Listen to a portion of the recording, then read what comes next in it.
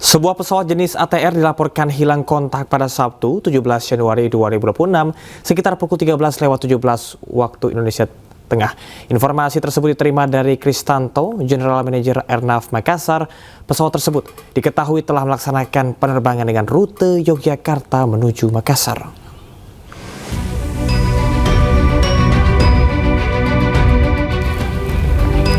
Perkiraan terakhir posisi pesawat berada di wilayah Maros, Pangkep, Sulawesi Selatan. Data awal menyebutkan jumlah person on board sebanyak 11 orang, terdiri dari 8 awak pesawat dan 3 penumpang. Menindaklanjuti kejadian tersebut, Kantor Pencarian dan Pertolongan Makassar telah mengerahkan tim rescue sebanyak 15 personil ke lokasi perkiraan kejadian. Adapun sarana dan prasarana yang dikerahkan meliputi 1 unit mobil truk personil, 1 unit drone, dan 1 unit rescue car. Upaya pencarian dan koordinasi dengan instansi terkait masih terus dilakukan untuk memperoleh informasi lebih lanjut mengenai keberadaan pesawat dan seluruh penumpang. Assalamualaikum warahmatullahi wabarakatuh. Kami sekarang berada di Kampung Lengleang, perbatasan Baloci dengan Bantimurung. Nah, ini tepatnya di Kampung Lengleang yang berbatasan dengan Bonto-Bonto. Ini menurut informasi warga dan sudah ada dari Tim gabungan SAR gabungan TNI, Polri, Basarnas, dan pengelola Taman Nasional Bantimurung Bulu Saraung saat ini telah melakukan persiapan menuju lokasi penemuan serpihan pesawat diduga milik ATR yang hilang kontak di Maros. Sejumlah persiapan dilakukan tim gabungan TNI, Polri, Basarnas, serta pengelola Taman Nasional Bantimurung Bulu Saraung sebelum menuju ke lokasi penemuan serpihan pesawat. Tindakan ini dilakukan setelah ditemukannya serpihan yang diduga berasal dari pesawat ATR 42500 yang dilaporkan hilang kontak saat melintas di wilayah Kabupaten Maros, Sulawesi Selatan. Serpihan pesawat tersebut ditemukan oleh warga di puncak Gunung Bulu Saraung, Desa Tompo Bulu, Kecamatan Baloki, Kabupaten Pangkep, Sulawesi Selatan. Penemuan korban berada di kawasan pegunungan dengan medan terjal dan akses yang cukup sulit. Di pesawat jatuh. Jadi tahu bilang apa ini pesawat helikopter. Hampir. Video amatir warga menunjukkan serpihan benda mencurigakan yang ditemukan di puncak Bulu Saraung, Kecamatan Baloki, Kabupaten Pangkep, Sulawesi Selatan. Temuan ini mencuat setelah sebuah pesawat jenis ATR 400 dilaporkan hilang saat melintas di wilayah Kabupaten Maros. Pesawat helikopter. Hampir menabrak.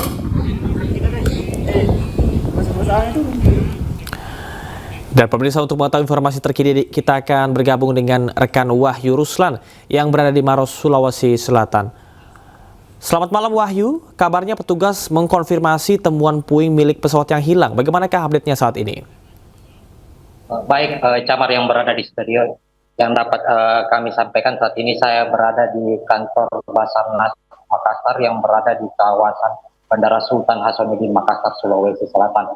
Yang dapat kami sampaikan hingga saat ini, maksud saya hingga Sabtu malam ini, proses pencarian terhadap pesawat ATR 42500 yang dikabarkan hilang atau lost contact di wilayah Kabupaten Maros, Sulawesi Selatan hingga saat ini masih terus dilakukan proses pencarian. Upaya pencarian dilakukan secara intensif melalui udara dan darat dengan melibatkan ratusan personel dari berbagai unsur. Namun hingga saat ini keberadaan pesawat tersebut masih belum diketahui. Tim SAR juga mengerahkan sebuah helikopter tipe Karakal untuk melakukan penyisiran melalui udara. Sementara untuk sementara untuk tim di jalur darat diturun di sejumlah titik yang diduga menjadi lokasi hilangnya pesawat tersebut. Meski saat ini kondisi cuaca dilaporkan membaik, namun proses pencarian terhadap pesawat tersebut di lokasi itu medannya sangat sulit, di mana wilayah pencarian didominasi dengan gunungan kars dengan kondisi bebatuan tajam dan terjal, sehingga proses pencarian ini memperlambat pergerakan tim SAR menuju titik dugaan lokasi pesawat yang diperkirakan berada di kawasan Liang-Liang, Kabupaten Maros, Pangkep, Sulawesi Selatan. Berdasarkan hasil rapat dari pihak Basarnas, TNI, Polri, beserta KNKT menyampaikan bahwa hingga saat ini proses pencarian tetap difokuskan pada titik Gunung Bulu Sarau, di mana sempat beredar video dan foto tentang penemuan puing pesawat. Hingga saat ini pihak Basarnas belum bisa memastikan bahwa puing tersebut adalah dari pesawat ATR yang dinyatakan hilang kontak. Berdasarkan info awal dari pihak ATR, hilang kontaknya pesawat diduga dipengaruhi faktor cuaca buruk, kondisi mendung dan kabut yang membuat pesawat tersebut lost kontak. Namun demikian, penyebab kejadian ini masih menunggu investigasi resmi dari Komite Nasional Keselamatan Transportasi atau NKT. Pesawat ATR ini merupakan pesawat charter yang mengangkut 11 orang, terdiri dari 7 kru dan 3 penumpang. Namun sebelumnya sempat dilaporkan bahwa kru pesawat berjumlah 8 orang, namun informasi terkini yang kami dapatkan sekitar 7 orang penumpang. Selamat. Baik, terima kasih. Wahyu Ruslan melaporkan langsung dari kantor Basarnas Makassar. Selamat bertugas kembali. Yang kedapatan menyalahgunakan narkotika. Dari hasil pemeriksaan dan pengembangan, polisi kemudian mengarah pada seorang pekerja keamanan berusia 28 tahun berinisial SMS yang bekerja di gedung Pemkot Cimahi. Pria petugas keamanan ini diduga mengedarkan ganja. Polisi dapati 10,92 gram ganja dan didapati oleh security tersebut dengan cara membeli secara daring melalui akun media sosial. Sementara itu, pelaku mengaku ganja tersebut akan diedarkan kembali dengan sistem COD atau bertemu langsung di wilayah hukum Polres Cimahi. SMS disebut memperoleh keuntungan hingga 5 juta setiap kali menerima barang. Selain itu juga menerima keuntungan uang dari bonus ganja yang diperuntukkan untuk konsumsi pribadi. SMS adalah seorang security di rumah sakit RSUD, kemudian didapatkan barang bukti berupa 10,92 gram ganja. Dan dari hasil full bucket, dari hasil penyidikan lebih lanjut, ternyata diketahui bahwasanya tersangka SMS memang sengaja untuk menjadi pengedar karena mendapatkan imbalan uang, yaitu senilai 5 juta rupiah setiap kali akan turun barang atau diterima oleh yang bersangkutan. Atas perbuatannya, tersangka bersama rekannya dijerat pasal tentang narkotika dan ancaman hukuman yakni pidana penjara minimal 5 tahun dan maksimal 20 tahun penjara, serta denda minimal 1 miliar rupiah hingga 10 miliar rupiah.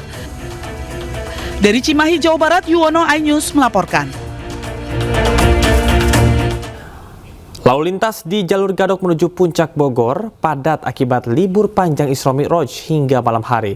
Dipadati kendaraan dari arah Jakarta.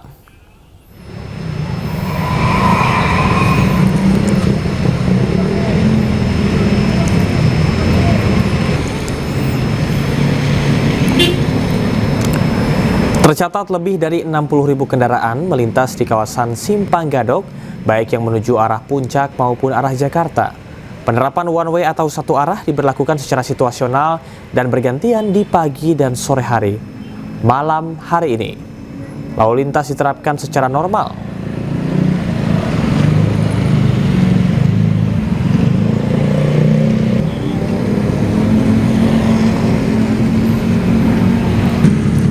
Kondisi jalan yang menanjak dan basah akibat hujan membuat kendaraan melaju secara perlahan.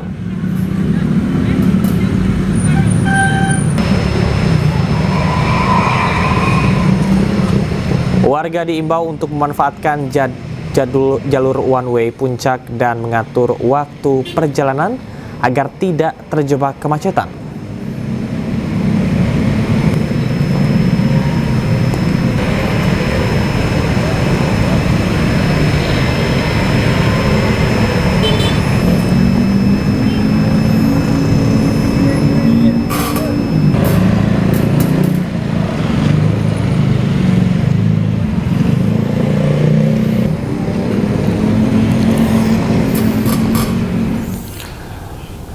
Dan pemirsa, untuk mengetahui situasi terkini, kita akan langsung bergabung dengan rekan Hadisti Nur Arifah di kawasan Simpang Gadok Puncak Bogor, Jawa Barat. Hadisti, seperti apa lalu lintas di kawasan Puncak Bogor? Apakah terlihat kemacetan?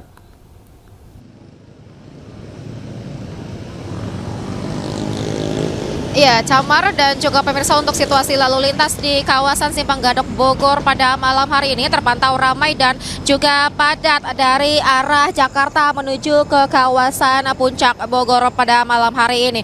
Dari pantauan kami, mayoritas kendaraan ini terlihat nomor polisi plat B atau berasal dari wilayah Jakarta dan juga sekitarnya. Namun untuk malam hari ini terkait rekayasa lalu lintas ini sudah tidak diberlakukan atau sudah terlihat normal baik dari kedua arah Jakarta maupun juga dari arah Puncak. Memang kalau untuk pemberlakuan sistem rekayasa one way atau satu arah ini tadi sudah diterapkan secara situasional dan juga bergantian pada pagi dan juga siang hari. Kalau pagi tadi diterapkan dari arah Jakarta menuju ke arah Puncak karena melihat kondisi atau volume kendaraan pada pagi tadi mengalami kenaikan yang cukup signifikan. Kemudian pada siang hingga sore hari tadi diberlakukan dari arah sebaliknya, yakni dari arah Puncak menuju ke arah Jakarta, karena kalau dilihat tadi volume kendaraan pada siang hingga sore justru ramai dari arah Puncak menuju ke arah bawah atau ke arah Jakarta. Dan kalau pada malam hari ini kepadatan atau keramaian ini kembali didominasi dari arah Jakarta menuju kawasan Puncak. Meski begitu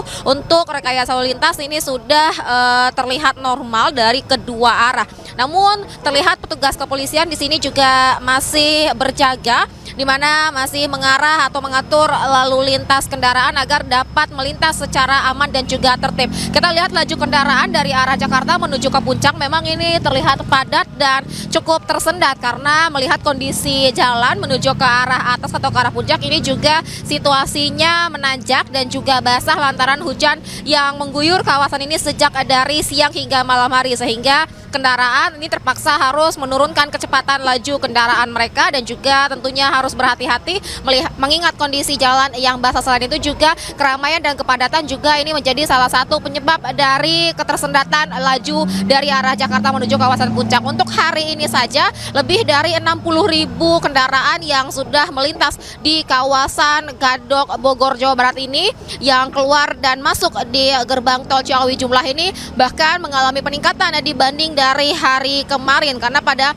libur panjang sejak dari Jumat hingga Minggu nanti memang diprediksi oleh Satlantas Polres Bogor akan terjadi kenaikan volume kendaraan pada 3 hari di libur panjang ini, sehingga untuk rekayasa lalu lintas ini juga akan diterapkan selama 3 hari berturut ini. Begitupun juga selain one way juga diterapkan ganjil genap kendaraan ini. Namun ini bersifat secara bergantian. Jika one way sudah tidak berlaku barulah nantinya ganjil genap ini akan diterapkan, sehingga dari pihak Satlantas Polres Bogor juga memberikan himbauan kepada masyarakat atau pengemudi yang tengah melakukan perjalanan untuk memperhatikan dan memastikan bahwa plat nomor kendaraan sudah sesuai dengan tanggal perjalanan, karena jika nanti pihak petugas kepolisian menemukan kendaraan yang tidak sesuai pada tanggalnya akan diarahkan putar balik atau melewati jalur alternatif lainnya. Dan juga kalau terkait sistem one way ini dihimbau kepada masyarakat untuk memperhatikan sistem rekayasa lalu lintas tersebut agar dapat terhindar dari kondisi kepadatan dan juga kemacetan, serta memanfaatkan skema rekayasa lalu lintas ini agar dapat melintas pada waktu-waktu yang sudah ditetapkan. Demikian, Camar. Baik, terima kasih rekan Hadisti. Selamat bertugas kembali, melaporkan langsung dari Bogor. Egy Sujana menegaskan kehadirannya di Solo, Jawa Tengah bertemu dengan Jokowi beberapa waktu lalu bukan untuk meminta maaf, melainkan untuk menegakkan kebenaran. Ditemui di Terminal 2F Bandara Internasional Soekarno-Hatta, Tangerang, Banten, Jumat siang, Egy Sujana menyampaikan sejumlah poin penting terkait dengan pertemuannya dengan Joko Widodo beberapa hari lalu. Menurut Egy, penetapan dirinya sebagai tersangka dinilai tidak sesuai prosedur hukum. Ia menyebut dirinya dilindungi Undang-Undang Advokat dan tidak pernah menjalani pemeriksaan sebelum ditetapkan sebagai tersangka.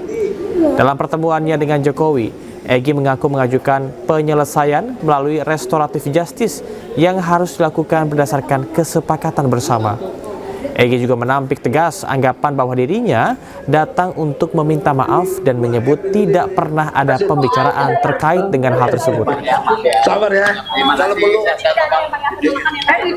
nah untuk itulah di dalam pengertian ini saya berharap jangan salah info. Saya kesini mungkin Bapak terima, mungkin pembisik-pembisiknya menyatakan Egy datang meminta maaf. No way, jelas ya. Saya datang bukan untuk minta maaf. Itu saya sampaikan depan beliau. Saya ingin menegakkan kebenaran. Kenapa? Karena saya tidak pantas ditersangkakan. Satu, saya advokat. Advokat itu punya undang-undang, namanya Undang-Undang tentang Advokat nomor 18 tahun 2003 pasal 16. Kedua, saya melapor lebih dulu. Tapi kenapa dilapor balik? Ini bertentangan dengan Undang-Undang nomor 31 tahun 2014 pasal 10. Ya, tentang Undang-Undang Perlindungan Saksi dan Korban. Yang ketiga, saya belum pernah disidik. Bertentangan peraturan Kapolri ya yang berkaitan dengan penyidikan. Harus disidik dulu baru jadi tersangka. Kenapa saya ditersangkakan? Kemudian yang keempat, saya punya legal standing ilmiah dari Dr. Muzakir dari guru besar atau apa dia di di UII Yogyakarta. Nah, dia menyatakan dalam LO-nya legal opinion Egy Sujana tidak pantas. Selain menampik dirinya datang menemui Jokowi bukan untuk minta maaf, Egy Sujana juga menambahkan Jokowi merupakan sosok berakhlak baik, namun menyindir Roy Suryo dan kawan-kawan yang merasa jagoan. Yang bagus, Pak Jokowi akhlaknya bagus. Dia terima kita dengan baik, padahal dia merasa yang difitnahin. Itu akhlak, saya merasa Jokowi jauh lebih baik. Tidak ada soal itu, tidak penting. Itu kata Jokowi, tidak penting. Jadi soal kasus ini, kan ada Roy Suryo dan kawan-kawan yang merasa jagoan.